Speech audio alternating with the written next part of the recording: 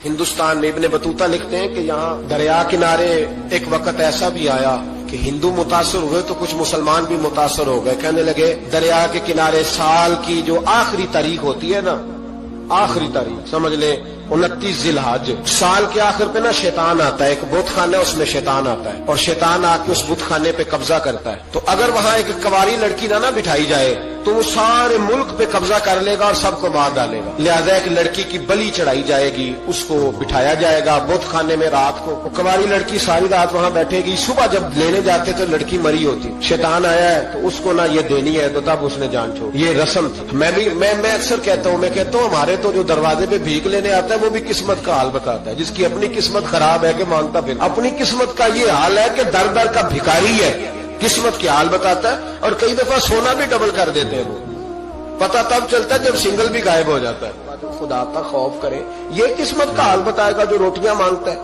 کچھ تو تھوڑا سا معیار زندگی بنائے. ہم مسلمان ہیں، ان کا بھی نظریہ بن گیا، مسلمان بھی اس نظریے کا شکار ہو گئے کہ جناب سال کے آخر میں ایک کنواری لڑکی بٹھائیں گے ورنہ وہ سارے ہندوستان کو مار دے گا.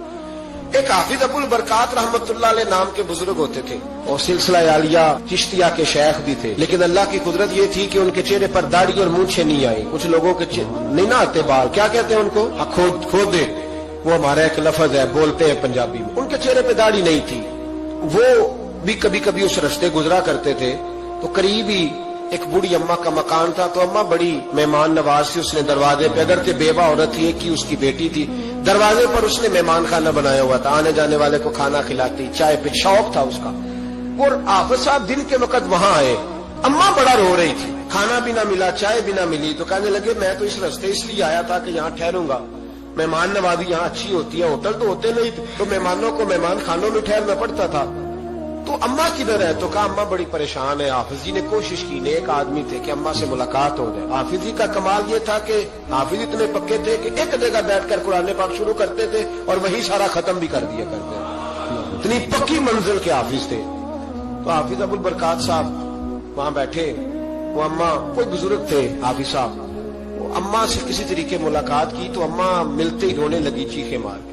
اماں کیا ہوا؟ کہے وہ مر جائے گی میری بیٹی. قرآن اندازی ہوئی ہے تو میری بیٹی کا نام نکل آیا. اب بیٹی کو جانا ہی پڑے گا، یہ ہمارے ان کچھ علاقوں کا طریقہ ہے. حافظ جی کہنے لگے اماں تو اس طرح کر، میں لوگوں کو سمجھاتا ہوں کہ یہ غلط ہے، شریعت اس کو پسند نہیں کرتی. تو میرے ساتھ انہوں نے کہا یہ لوگ نہیں مانیں گے، بہت سارے ہندو بھی ہیں، بہت سارے مسلم بھی ہیں، تو گڈمنڈ ہو گئے نظریات، یہ تھوڑی مانیں گے. حافظ جی کہنے لگے اماں پھر ایک اور حل بھی ہے، میرے چہرے پہ کون سا داڑھی ہے، تو بیبیوں والے کپڑے مجھے دے.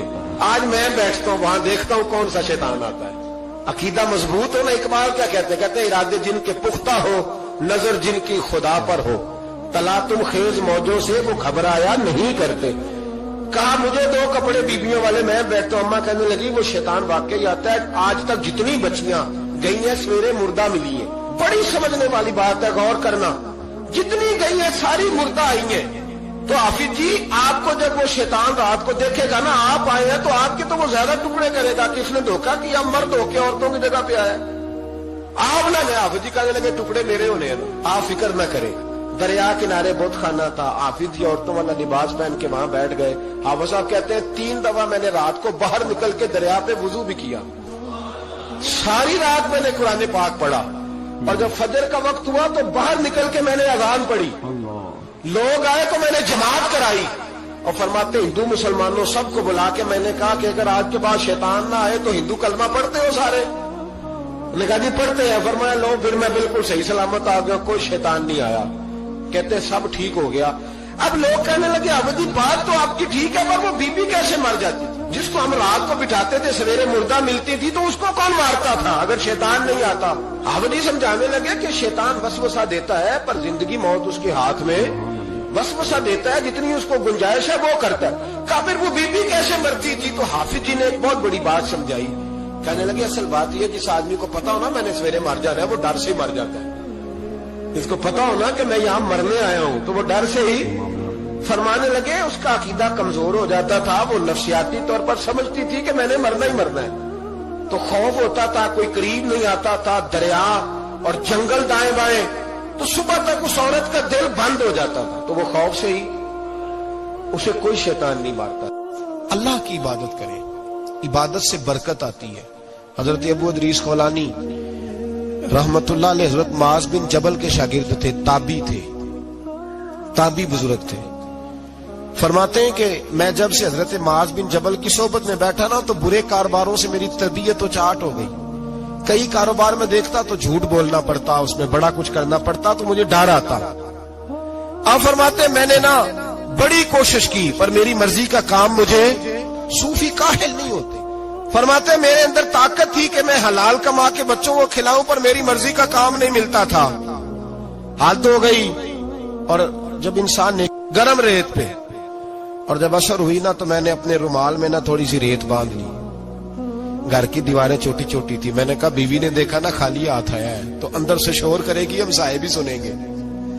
تو چلو جب دیکھے گی نا رومال میں کچھ ہے حوصلہ کرے گی، جب اندر جاؤں گا تو سمجھا لوں گا. آپ مسکرا رہے ہیں نا ہلکا ہلکا، اس کا مطلب ہے ان باتوں میں کافی صداقت ہے. پرانے بزرگ کر گئے تو اس کا مطلب یہ ہے کہ ان میں بہرحال کافی حد تک صداقت ہے. یہ شور ہوتے رہتے ہیں.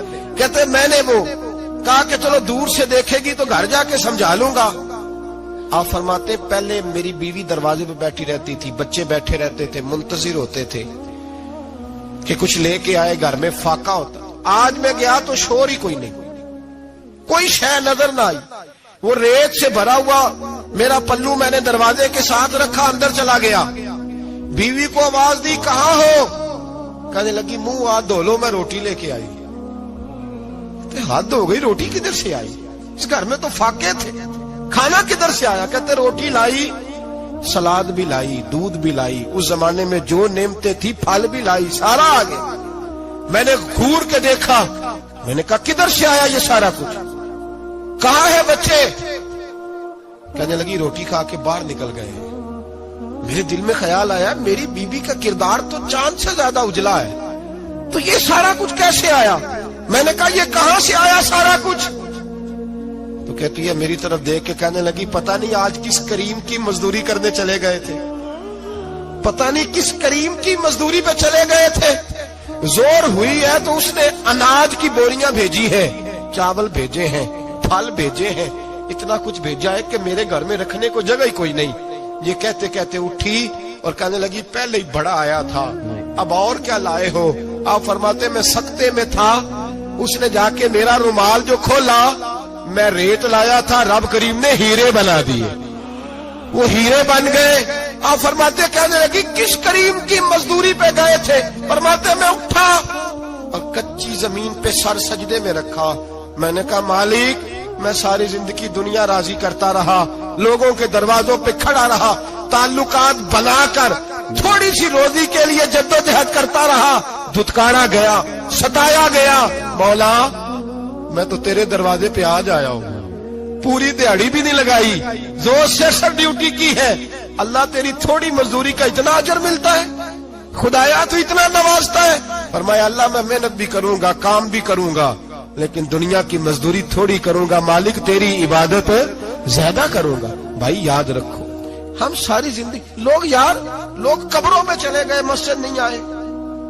قبروں میں الہاکم التکاثر حتی زرتم المقابر، قبر میں جانے کا ٹائم آیا، لوگوں کی نمازیں پڑھ دی گئیں پر لوگوں نے نمازیں شروع نہیں کی. نمازیں پڑھ دی، کہیں لے جاؤ، شادی کا موقع ہے تو وہ کراچی جانے کو تیار ہے، لیکن چند فرلانگ پہ مسجد ہے، مسجد جانے کو تیار ہے. اللہ کے ولی کی علامت ہے وہ عبادت گزار ہوتا ہے. اور جو نہ نماز پڑھے نہ نماز پڑھائے وہ زندیق تو ہو سکتا ہے، پیر ہو سکتا، میں ذمہ داری سے کہہ رہا ہوں، زندیق تو ہو سکتا ہے پر پیر ہو سکتا بالکل. وہ کہتا ہے میں تکبر کرنے والوں کو پسند نہیں کرتا، وہ کہتا ہے فسادی پسند نہیں ہے، وہ فرماتا ہے کہ راہوں میں کجی کرنے والے پسند نہیں ہیں، وہ فرماتا ہے کہ بدعہدیاں کرو گے تو میں صبح قیامت تم سے سوالات کروں گا. اللہ تبارک و تعالیٰ بہت ساری چیزوں کو ناپسند کرتا ہے، ناراض ہو جاتا ہے. بلکہ نبی پاک صلی اللہ تعالی علیہ وسلم نے فرمایا تم بات کرتے کرتے کوئی ایسا جملہ بول دیتے ہو کہ رب اتنا ناراض ہوتا ہے کہ تمہیں پتہ بھی نہیں ہوتا، تمہارے لیے جہنم کا فیصلہ کر دیتا ہے. اس لیے پہلے تولو پھر بولو. خود اپنے لفظوں کی تو تم پہرے داری کرو نا کہ میں کیا کہہ رہا ہوں. کوئی ایسا جملہ، کوئی ایسی بات وارثہ مان کری نہ وارثہ نہ، کوئی ایسی بات نہ تمہاری زبان سے نکلے. اور حضور یہ بھی فرماتے ہیں کہ اس کا دوسرا پہلو بھی ہے. بعض اوقات تم بات کرتے کرتے ایسا جملہ کہتے ہو وہ اتنا راضی ہوتا ہے کہ تمہارے لیے جنت کا فیصلہ فرما دیتا ہے.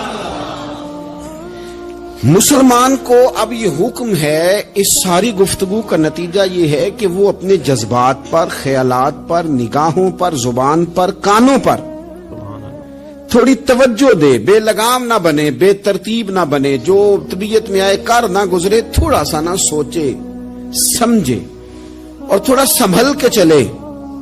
کبھی ان کاموں کی طرف نہ جائے جن سے رب ناراض ہو جاتا ہے، ان کاموں کی طرف بڑھے جن سے اللہ راضی ہوتا ہے. میرے نبی پاک صلی اللہ تعالی علیہ وآلہ وسلم نے ارشاد فرمایا، بعض احادیث میں لفظ یہ ہیں کہ اللہ اپنے بندوں کو دیکھ کے مسکراتا ہے جو اس کی شان کے لائق ہے. جس ترتیب سے ہم مسکراتے ہیں، جس ترتیب سے ہم روتے ہیں، جس ترتیب سے ہم کسی بات کا اظہار تشکر کرتے ہیں، خدا ان باتوں سے پاک ہے. اب بہت ساری حدیثوں میں آیا کہ وہ مسکراتا ہے، تو کیا مطلب ہے مسکرانے کا؟ تو علماء تفسیر نے لکھا ہے مسکرانے کا مطلب یہ ہے کہ وہ بڑا ہی راضی ہوتا ہے اپنے بندے سے، بڑا راضی ہوتا ہے. یہ مطلب ہے. ایک تو مسکرانے کا مطلب یہ کہ وہ بڑا راضی ہو گیا، بڑا راضی ہو گیا، وہ مسکرا دیا اپنے بندے پہ. اور ایک اس کا معنی خود نبی پاک صلی اللہ تعالی علیہ وسلم نے بیان فرمایا. مسند امام احمد بن حنبل میں حدیث ہے، حضور سید عالم علیہ السلام سے صحابہ نے پوچھا، یا رسول اللہ شہید تو بڑے لوگ ہوتے ہیں، شہیدوں میں افضل کون ہے؟ تو اللہ کے حبیب علیہ الصلوۃ والسلام فرمانے لگے، وہ والا بندہ جو ڈٹ گیا تھا کافروں کے مقابلے میں، وہ ہلا نہیں، پوری طرح ڈٹ کے جو لڑا وہ شہداء میں افضل ہے. حضور فرماتے ہیں وہ جنت کے بالا خانوں میں سیر کرے گا اور رب اسے دیکھ کے مسکرائے گا. رب اسے دیکھ کے مسکرائے گا، اللہ تعالیٰ مسکراتا ہے اسے دیکھ کے. اور ہے نا پہ پورے کر چھڑے نے دیکھو نا جی کتنا اس کو راضی ہوا ہے. تو انسان کیا کرتا ہے کہ کوشش کرتا ہے، چھوٹا بچہ بھی ناراض نہ ہو تو وہ چیزیں وہ ڈھونڈتا ہے کہ اس کو کیا پسند ہے، چاکلیٹ لے جاؤں، فلاں چیز لے جاؤں، آئس کریم لے جاؤں. تو ایک بچے کے لیے، گھر کے لیے، سربراہ کے لیے اتنی محنت کرتے ہو تو وہ کام بھی ہمیں ڈھونڈ کے تلاش کرنے چاہیے نا جس سے رب راضی ہوتا ہے، اللہ راضی ہوتا ہے. بتاؤں وہ کون کون سے کام ہیں؟ نبی کریم صلی اللہ تعالی علیہ وسلم نے ارشاد فرمایا 3 لوگ ہیں جنہیں دیکھ کے رب مسکراتا ہے. یا رسول اللہ صلی اللہ علیہ وسلم وہ کون کون سے؟ تو محبوب فرمانے لگے، ایک وہ بندہ ساری مخلوق سوئی ہے، آدھی رات ہے، رات کا پچھلا پہر ہے، اس نے اٹھ کے وضو کر لیا، مصلی پہ کھڑا ہو گیا خدا کی یاد میں. فرمایا اسے دیکھ کے رب مسکراتا ہے جو اس کی شان کے لائق ہے. مسکراتا ہے اللہ. یہ تو سونے کا ٹائم تھا، یہ تو گہری نیند آنے کا وقت تھا، رات کا پچھلا پہر. رات پوے تے بے درداں نو نیند پیاری آوے، تے درد منداں نو یاد سجن دی ستیاں وی آن جگاوے. اور ساون کی کالی راتوں میں جب بوندا باندی ہوتی ہے، وہ راتوں کو اٹھ اٹھ روتے ہیں جب خلقت ساری سوتی ہے. اللہ مسکراتا ہے. اور سننا میرے بھائی، میرے نبی پاک صلی اللہ تعالی علیہ وسلم فرماتے ہیں جب مسلمان نماز کے لیے صفیں بناتے ہیں نا، ترتیب لگ رہی ہوتی ہے، اب اللہ کی بارگاہ میں کھڑے ہوں گے، قیام کریں گے، رکوع کریں گے، سجود کریں گے. فرمایا جب مومن صفیں بناتے ہیں تو رب دیکھ کے مسکراتا ہے، مسکراتا ہے. کمال ہو گئے عروج بندگی کا جب بندے کو دیکھ کے رب مسکرائے. خدا بندے سے خود پوچھے بتا تیری رضا کیا ہے، مسکراتا ہے. اور میرے نبی پاک علیہ السلام فرماتے ہیں جب مجاہد جہاد کے لیے صفیں سیدھی کرتے ہیں. آج تو یہ رب کے نام پہ مرنے ہی آ گئے. یہ صفوں میں کھڑے ہوں گے، ترتیب سے لڑیں گے، ترتیب سے گلا کاٹیں گے کافروں کا یا شہادت لیں گے. فرمایا جب جہاد کے لوگ صفیں بناتے ہیں تو رب انہیں دیکھ کے مسکراتا ہے. کتنے نصیبوں والا وہ بندہ ہے جسے دیکھ کے مسکرا دیا. او یار کبھی تیرا بیٹا تیرے سامنے مسکرائے نا چھوٹا، تو تیرا دل باغ باغ ہو جاتا ہے. تیری ماں بیمار کسی ایک دن صحیح طرح ہنس پڑے تو طبیعت خوش ہو جاتی. مجھے بتاؤ نا جس کا رب بھی اسے دیکھ کے ہنس پڑے, جو اس کی شان کے لائق ہے, کیا اس بندے کے نصیبیں ہیں, کیا اس کے مقدر ہیں. آپ اس مقام پر اپنے آپ کو لائیں. اب دیکھیں نا, یہ حدیث ہم نے سن لی, اب ہم نے نا اس طرح صفحے نہیں بنانے جس طرح ساری دنیا, اب ذرا صفحے بھی شوق سے بنائیں گے. آپ ذرا تھوڑا سا شوق پیدا کریں گے, بھئی یہ تو میں وہ کام کرنے لگا ہوں جسے دیکھ کے رب مسکراتا ہے. نبی پاک صلی اللہ علیہ وسلم نے فرمایا جب کوئی بندہ توبہ کرتا ہے نا, ہم توبہ کا رٹا لگاتے ہیں, یا اللہ میری توبہ, یا اللہ. اور توبہ کا تو مطلب یہ ہے کہ پچھلے گناہوں سے پکی توبہ, آج کے بعد یہ غلطی نہ کرنے کا پکا وعدہ.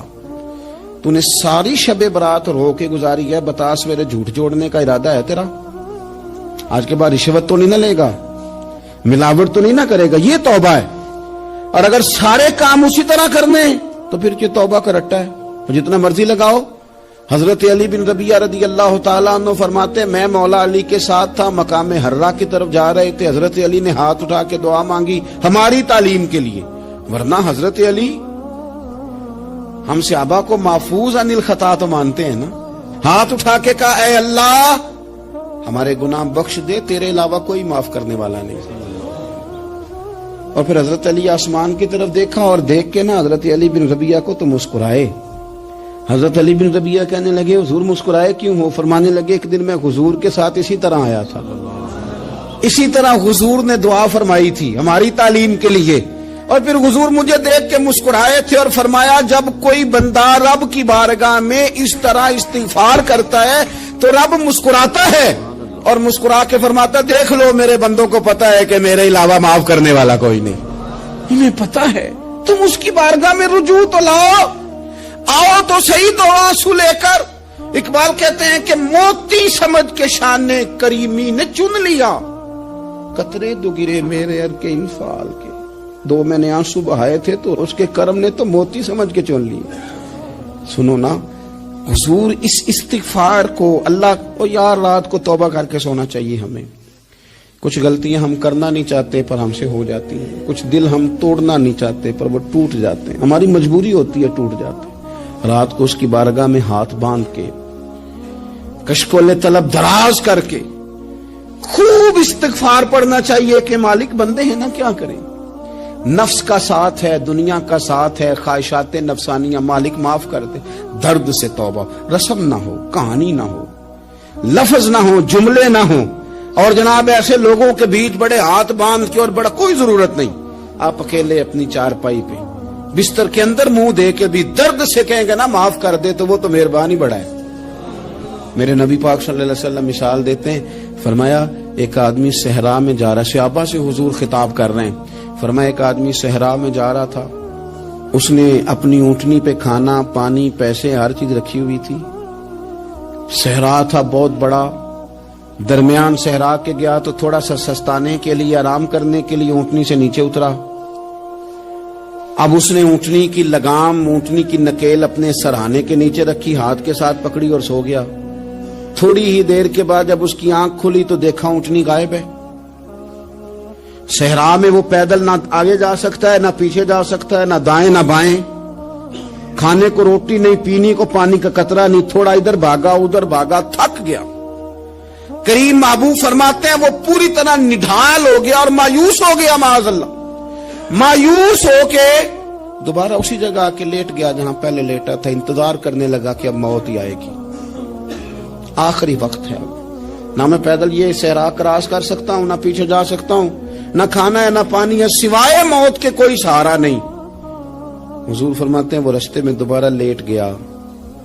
اچانک اس نے رخ بدلا تو اونٹنی سامنے کھڑی تھی.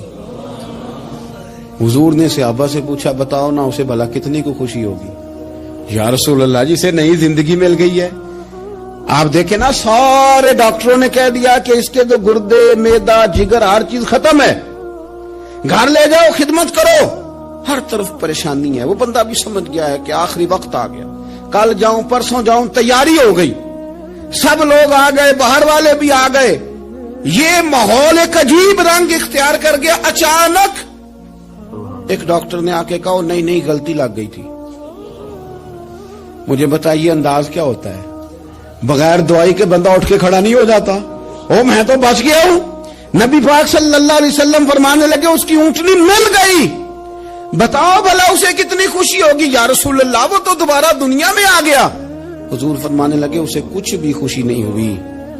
جب کوئی رب کا گناہگار بندہ آ کے توبہ کرتا ہے رب کو اس سے کئی گنا زیادہ خوشی ہوتی ہے. میرا بندہ آ گیا ہے, میرا بندہ آ گیا ہے, میرے گھر آ گیا. اس نے آنسو بہائے ہیں. اس نے کہا اللہ میں تیرا ہی ہوں, تیرا ہی رزق کھاتا ہوں, تیری ہی زمین پہ رہتا ہوں, تیرے نام سے میری سانسیں چلتی ہیں. وہ آ گیا. فرمایا اس اونٹنی والے سے زیادہ رب کو خوشی ہوتی ہے جب گناہگار آ کے توبہ کرتا. گناہگاروں کے آنسو اس کی بارگاہ میں بڑے مقبول ہیں, لیکن ہم رسم ادا کرتے ہیں, توبہ نہیں کرتے. ہم اپنے آپ کے ساتھ دھوکہ کرتے ہیں, جھوٹ بولتے ہیں. ہم بندہ کوئی ناراض ہو جائے تو ہمیں کو نہیں نیند آتی, اس کے گھر چلے جاتے ہیں. ہم اپنے سارے رشتوں کو, تعلقات کو مینٹین کر کے رکھنے کے عادی ہیں. ہمیں پتا ہے کہ وہاں میں نہیں جا سکا تو بیٹا بھیجتا ہوں, فلاں شادی پہ میں نہیں جا سکا تو بھتیجا بھیجتا ہوں, بھائی بھیجتا ہوں. ہر تعلق کا ہم نے خیال رکھا کوئی روٹھ نہ جائے. لیکن کمال ہے نا, یہ نہیں سوچا کہ اگر رب روٹھ گیا تو جب وہ روٹھ جائے نا تو سارے رشتے بھی بندے کے پاس موجود ہوں تو کوئی کارآمد نہیں ہوتا. پھر کروڑوں روپیہ جیب میں ہوں تو ڈاکٹروں کی دوائیاں اثر نہیں کرتی. وہ روٹھ جائے تو پھر انسان اس طرح سے پھسلتا ہے کہ بڑے بڑے اس کے پاس دروازے ہوتے ہیں پر کسی جگہ اس کا ہاتھ نہیں لگتا. خدا را خیال کریں, دنیا روٹتی ہے تو روٹ جائے, رب رسول ناراض نہ ہونے پائیں, اس کا خیال کریں. حضور فرماتے ہیں وہ مسکراتا ہے, اسے خوشی ہوتی ہے جب کوئی اس کا بندہ اس کی طرف رجوع کرتا ہے. میرے عزیزو, رسول پاک صلی اللہ تعالی علیہ وسلم نے ان لوگوں کے تذکرے کیے جنہیں دیکھ کے رب مسکراتا ہے. ہم نا گناہگاروں پر بھی فتویٰ دینے میں جلدی کرتے ہیں اور نیکی پر بشارت دینے میں بھی جلدی کرتے ہیں, حالانکہ یہ ہماری ذمہ داری نہیں. پتہ نہیں اللہ تعالیٰ کس کو کب توفیق توبہ دے کے اپنے قریب کر لے. نے کیوں ذمہ داری لے لی ہے جنت میں داخل کرنے کی اور نکالنے کی؟ یہ تو میرے رب کریم کا کرم ہے. وہ جس کو چاہے جب چاہے جتنا چاہے عطا کرے. لیکن کچھ لوگ نا بڑے پکے ہو گئے ہیں کہ شاید جو میں سوچ رہا ہوں وہی درست ہے. کبھی کبھی کچھ چیزیں عجیب بھی ہوتی ہیں, لہذا خدا کی رحمت پر بھروسہ کر کے بات کرنی چاہیے. اپنی مرضی کے فتوے نہیں داغنے چاہیے. وہ دیکھو جی فلانا بندہ یوں کر رہا ہے, آپ کو پتہ ہی نہیں پوری بات کا, آپ کو علم ہی نہیں پوری بات کا. حضرت بہاءاللہ نقشبند بخاری رحمت اللہ علیہ فرماتے میں حج کرنے گیا تو وہاں میں نے ایک آدمی کو کروڑوں کا کاروبار کرتے دیکھا تو میرے دل میں خیال ہے یہاں بھی اللہ اللہ کرنی چاہیے تھی, دنیا داری کر رہا ہے. ہم ماں بیٹے کا یہ مشغلہ ہے کہ یہ وہ جگہ ہے جہاں آ کے لوگ مسافر اترتے ہیں اور یہاں سے کسی کا گھر 100 میل ہے, کسی کا 200 میل ہے. ہم صبح سرکہ کھجوریں روٹیاں لے کے یہاں آتے ہیں, مسافروں کی نوکری کرتے ہیں. کوئی پریشان ہو تو مدد کرتے ہیں. حضرت خواجہ حسن بصری فرماتے ہیں میں نے معافی مانگی, ان سے بھی مانگی, رب سے بھی مانگی. انہوں نے مانگ لی نا بزرگ تھے پر ہم کو نہیں تیار مانگنے کو. ہم ہر وقت بدگمانیاں, وہ فلانے جرم کرتا تھا میں اسے اب کیسے نیک مان لوں. بھئی اب وہ نمازی ہے, خدا کے گھر آتا جاتا ہے, اب اللہ کی بارگاہ میں حاضر ہوتا ہے. جب رب نے معاف کر دیا تو بھی سوچ بدل جا. سنیں حضور کیا فرماتے ہیں. نبی پاک صاحب الاخلاق صلی اللہ تعالی علیہ وسلم فرماتے ہیں, مسند امام احمد بن حنبل دیکھیے, فرمایا رب اس وقت میں بھی اچھا ہی سوچنا ہے. یعنی اپنی برادری قبیلے کے بارے میں بھی اچھا سوچیں, جو قبیلے کا نہیں اس کے بارے میں بھی چلیں تھوڑا سا اچھا سوچ لیں. اپنے بارے میں تو اچھا سوچا ہے بڑا. میں کہتا ہوں کہ ہم اپنی غلطیوں سمیت اپنے آپ سے بڑا پیار کرتے ہیں اور دوسرے کی ایک غلطی نظر آ جائے تو ہمیں گھین آنے لگ جاتی ہے. آپ جلدی نہ کریں, مالک نے موقع دیا ہے بندوں کو, نہ وہ کسی کا رزق چھین رہا ہے نہ سانسیں چھین رہا ہے, وہ اپنی زمین پہ چلنے بھی دے رہا ہے, رہنے بھی دے رہا ہے. تو جب اس نے موقع دیا ہے آپ بھی تھوڑا موقع دیں. اللہ بڑا کریم ہے, دروازے کھولے گا, اس کے بندے اس کی بارگاہ تک پہنچیں گے. بدگمانیاں اور پھر بدگمانیوں کا عروج اور اس لیول تک جا کے بات کر دینے کا جہاں سے خوف آئے کہ یار یہ بات نہیں کرنی چاہیے. رسول کائنات سرور دو عالم صلی اللہ تعالی علیہ وسلم فرماتے ہیں کہ اللہ مسکراتا ہے. دیکھو